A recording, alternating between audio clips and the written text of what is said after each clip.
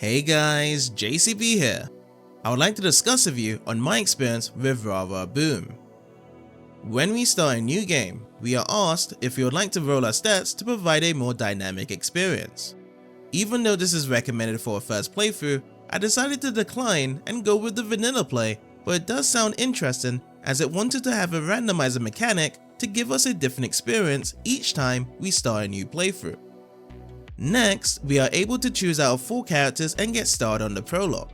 The story is explained in class as humanity was forced to flee Earth from an AI 20 years ago, as this has been told to the girls numerous times in the past because they have been selected to be a part of the Command Special Forces due to the instructor Nez finding them special, as their task would be to be prepared for any future attack.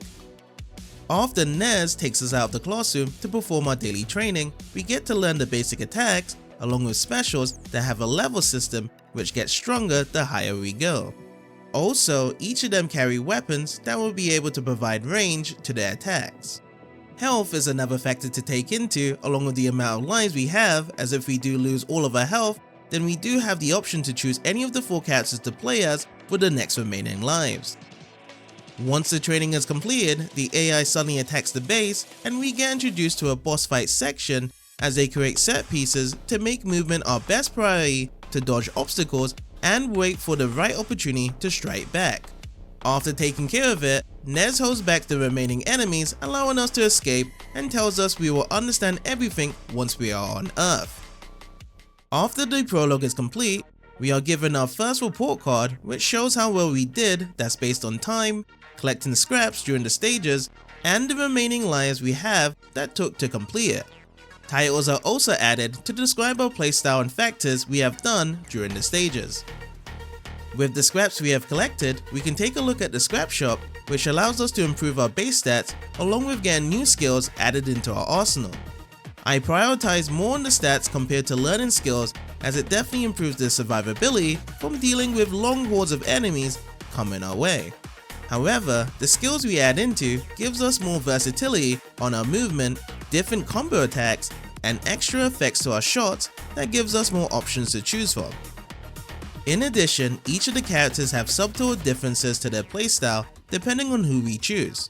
They each have different weapons that fire at different rates, their own pace to move across the stage, and combo patterns that we can experiment on seeing what works best. The inputs are the same amongst each other, so it makes it easier to transition from one character to the next and get results right away. The characters also have their own personalities and voice acted dialogues as we go through the story. With them being friends for a long time, they know each other particularly well when certain events are present. I also liked when they were able to interact with other characters, as it strengthens their bond on getting through this together. As for the levels themselves, they have a spacious design that allows us to make use of the mobility from dodging the enemy attacks. Sometimes environmental factors are present to be aware of, and different themes that makes each stage feel refreshing upon entry. On top of that, all of the levels have multiple lanes connected to each other to make it easier to dodge incoming enemy attacks if they are taking up one of the lanes. This is best executed in boss fights from the multiple scenarios we have to endure and being notified whether we are safe from standing in this position. Lastly, in terms of completion, it took me around 3 hours to complete, with almost getting all of the upgrades, as I did need to do a couple more stages afterwards to fully get everything. In terms of replay value, we can try out the homework challenges that require us to achieve a certain objective throughout the level, along with getting a better score on our report card. That could topple a few extra hours or trying out the randomizer stats to change things up in a new playthrough. Overall, Rara Boom does a great job to deliver a combination of beat 'em up and shooting elements while creating many dynamic set pieces to give this a unique experience that we won't forget. If any of you guys have any experiences with this game, feel free to share in the comments, and I hope you have a wonderful day.